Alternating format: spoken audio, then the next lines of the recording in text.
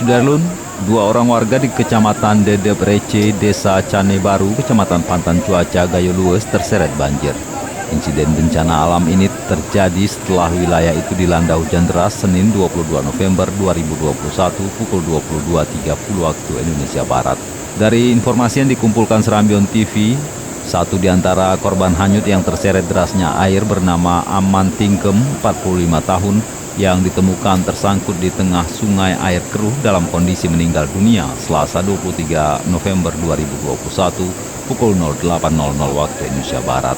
Sementara seorang korban lainnya, bocah bernama Salwa Fitri 4 tahun yang merupakan anak dari pasangan Budiman 38 tahun dengan Ismayanti 36 tahun, warga Suri Musara Pantan Cuaca.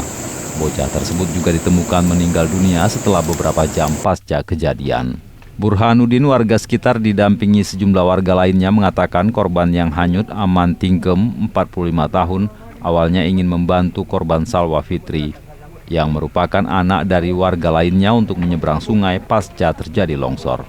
Namun tiba-tiba air bah dengan deras datang beserta bongkahan kayu dan bebatuan hingga menghanyutkan kedua korban. Proses pencarian kedua korban dilakukan warga dibantu TNI dan Polri dan menemukan korban di lokasi terpisah sekitar 3 km dari lokasi kejadian. Akibat longsor dan banjir di Kecamatan Pantan Cuaca, arus transportasi Blang Kejeren Takengon juga terganggu dan masih lumpuh total.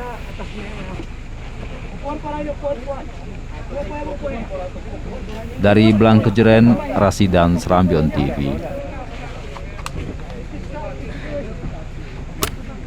Buat apa?